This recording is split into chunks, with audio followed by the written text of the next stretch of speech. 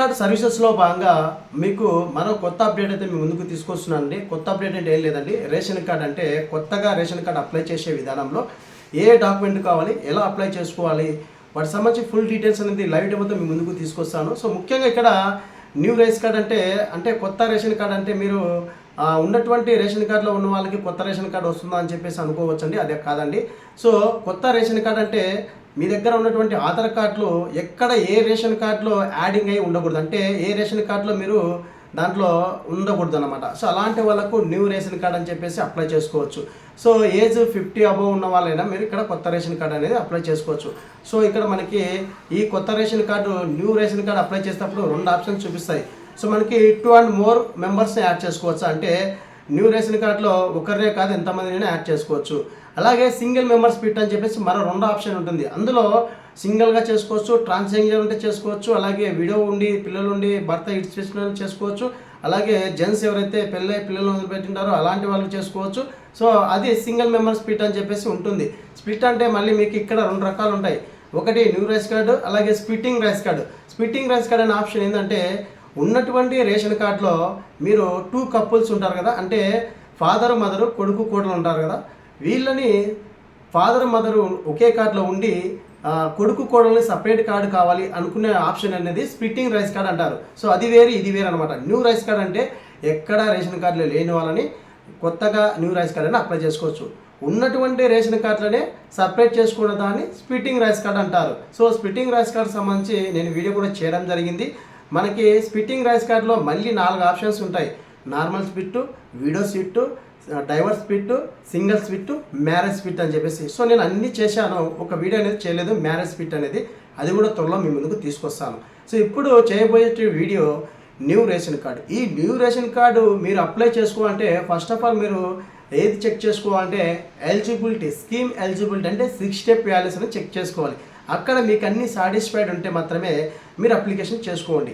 ఎందుకంటే ఒక్కసారి మీరు అక్కడ సాటిస్ఫైడ్ అని కాకుండా అన్సాటిస్ఫైడ్ అని చెప్పేసి ఉంటే గిన మీరు అప్లై చేసినప్పుడు డిస్ట్రిక్ట్ వారి యొక్క లాగిన్లో సబ్మిట్ అవ్వడం జరుగుతుంది, టీ నెంబర్ వస్తుంది, ఈ కేసు కంప్లీట్ అవ్వదు, ఇది వరకు ఓకే. నెక్స్ట్ లెవెల్లో అంటే రెవెన్యూ డిపార్ట్మెంట్ సంబంధించి నెక్స్ట్ లెవెల్లో విఆర్ఓ సార్ దగ్గరికి అప్లికేషన్ ఫార్వర్డ్ అవ్వడం జరుగుతుంది డిస్ట్రిక్ట్ వారి యొక్క లాగిన్ నుంచి.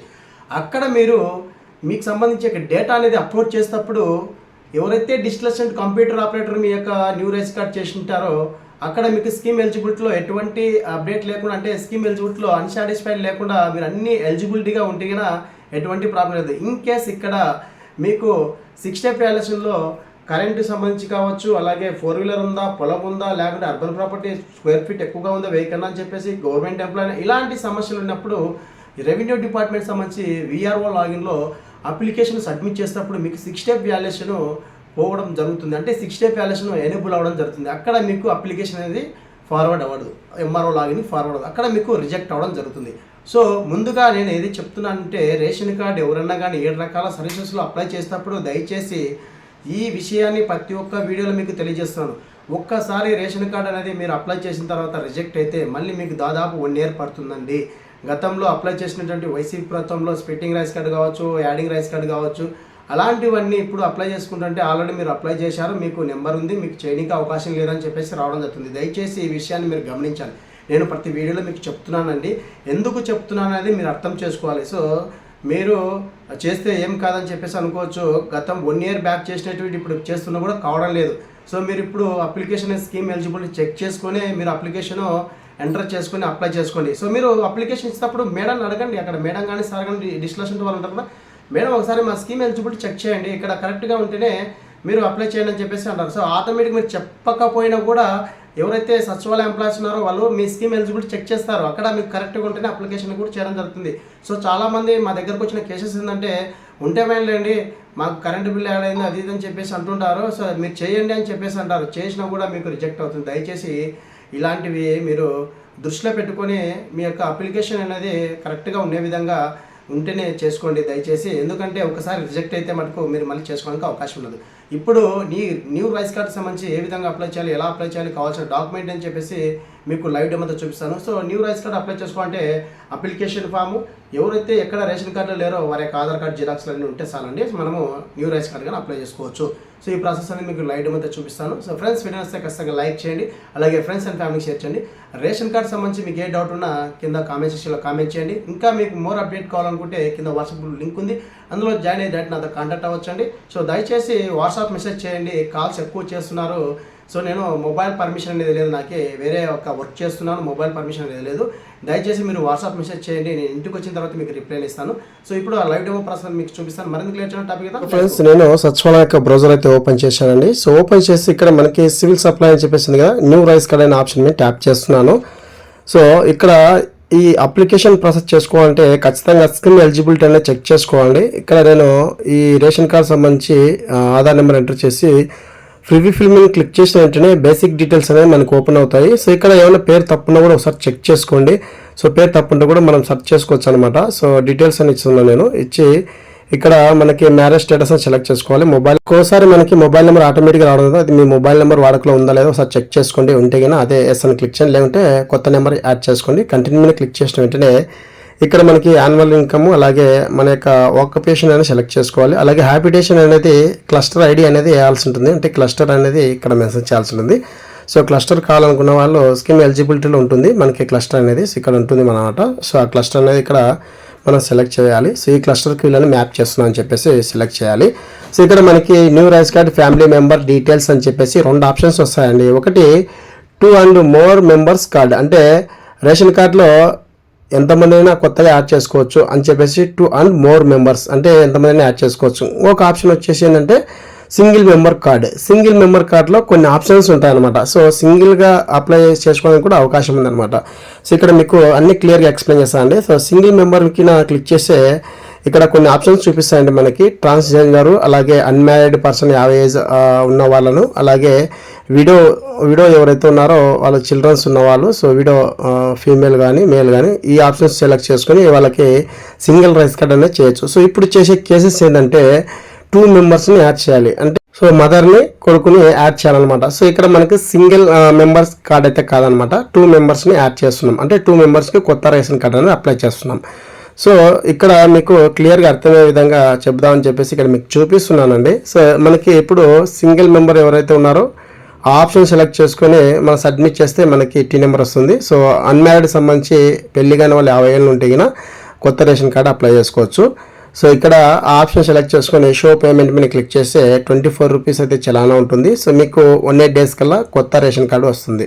సో అలాగే ఇక్కడ మనకి వీడియో సంబంధించి పెళ్ళి అయ్యి పిల్లలు లేకుండా ఉన్న వాళ్ళు ఉంటారు చూడు, సో అలాంటి వాళ్ళకి ఫీమేల్ కానీ మేల్ కానీ ఈ ఆప్షన్ సెలెక్ట్ చేసుకొని మనం సబ్మిట్ చేస్తే మనకి మెంబర్స్ అని చెప్పేసి కార్డు ఓకే అవ్వడం జరుగుతుంది. ఇక్కడ మనకి డాక్యుమెంట్ అనేది అప్లోడ్ చేయాలంటే డెత్ సర్టిఫికేట్ అనేది అప్లోడ్ చేయాల్సి ఉంటుంది అని చెప్పేసి ఉంది కాబట్టి ఫీమేల్కి మటుకు కంపల్సరీగా డెత్ సర్టిఫికేట్ అనేది మనం అప్లోడ్ చేయాలి. సో మేల్కి అయితే అవసరం లేదండి. సో అప్లికేషన్ ఒకటి అప్లోడ్ చేసినా సరిపోతుంది.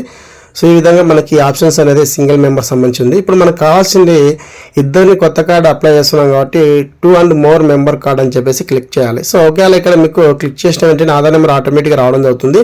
ఇక్కడ పేరు ఏమైనా తప్పు ఉంటే మీరు ఎడిట్ చేసుకోవాల్సి ఉంటుంది. సో ఇక్కడ పేరు అయితే తప్పు రావడం జరిగింది ఆ సిటిజన్ది. సో నేను పేరు అనేది ఎడిట్ చేస్తున్నాను. సో దయచేసి మీరు అప్లికేషన్ చేసేటప్పుడు కూడా ఒకసారి చెక్ చేసుకోండి. సో ఇక్కడ మనకి పేర్లు తప్పున్నా కూడా ప్రాబ్లం అవుతుందన్నమాట. చిన్న స్పెల్లింగ్ మిస్టేక్ ఉన్నా కూడా రేపు పొద్దున ఎడ్యుకేషన్ కానీ ఏదైనా కానీ ఇబ్బంది అవుతుంది.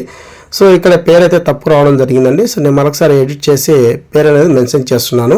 అలాగే ఇక్కడ ఇంగ్లీష్లో చేసిన తర్వాత తెలుగులో రావడం అవుతుంది. మనకు మొబైల్ నెంబర్ కంపల్సరీ ఇవ్వాలి, అలాగే date of birth, gender important.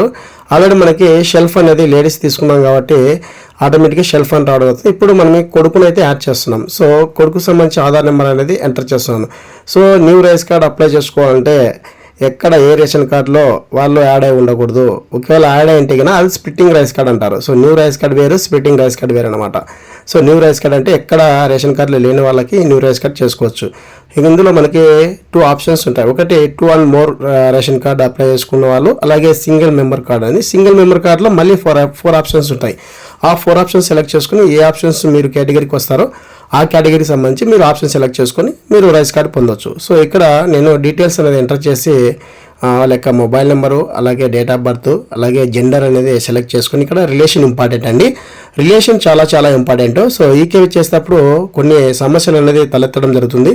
So మరొక వీడియోలో మీకు ఒక క్లారిటీ వీడియోనే చేస్తాను. సో అప్లికేషన్ గతంలో చేసినటువంటి అప్లికేషన్లో ఇద్దరిని యాడ్ చేస్తున్నాం, కానీ అక్కడ ఈకేవైసీ కాలేదు, అలాగే రిలేషన్షిప్ అందరికీ ఎన్నే ఉంది.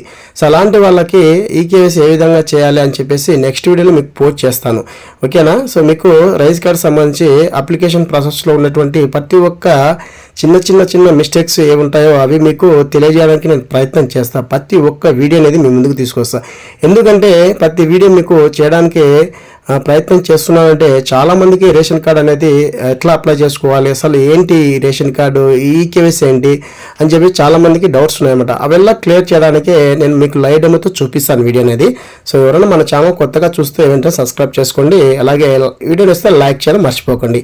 సో నేను డీటెయిల్స్ అని ఇచ్చాను. ఇచ్చిన తర్వాత ఇక్కడ రిలేషన్ సెలెక్ట్ చేసుకుని ఇక్కడ మనకి అప్లికేషన్ ఫామ్ అనేది అప్లోడ్ చేయాల్సి ఉంటుంది. సో ఆధార్ కార్డులు అప్లికేషన్ ఫామ్, కొత్త రైస్ కార్డు అప్లికేషన్ ఫామ్ ఉంటుంది, అది అప్లోడ్ చేసి ఇక్కడ షో పేమెంట్ మీద క్లిక్ చేస్తే మనకు ఒక టీ నెంబర్ అయితే వస్తుందండి. ఆ టీ నెంబర్ ద్వారా గ్రామోత్సవ సచివాలయంలో ఉన్నటువంటి ఎంప్లాయీస్తో మనం ఈకేవైసీ చేయించుకోవాలి. సో ఈకేవైసీ చేసిన వెంటనే మనకి ఇది దాదాపుగా 180 రోజులు ఎస్ఎల్ఏ ఉంటుంది. సో ఈ 180 రోజుల వరకు వీళ్ళకి కార్డ్ అనేది రాదు. సో మనకి న్యూ రైస్ కార్డు కానీ స్ప్లిట్టింగ్ రైస్ కార్డు కానీ అప్లై చేసినప్పుడు ఎస్ఎల్ఏ వచ్చేసరికి మనకి దాదాపుగా 180 రోజులు అయితే ఉంటుంది. గతంలో కూడా చెప్పడం జరిగింది, ఇప్పుడు కూడా మీకు చెప్తున్నాను. 180 రోజుల వరకు మీకు కార్డు అంటే దాదాపుగా 6 months వరకు మీకు కొత్త కార్డు అనేది రాదు. సో మీకు ఇష్యూ కార్డు అని చెప్పేసి గవర్నమెంట్ దృష్టికి అయితే తీసుకువెళ్ళడం జరిగింది. దాని గురించి మరొకసారి మీ ముందుకు వీడియో తీసుకొస్తాను. ఇదండి వీడియోలో update. Thank you so much. జై హింద్.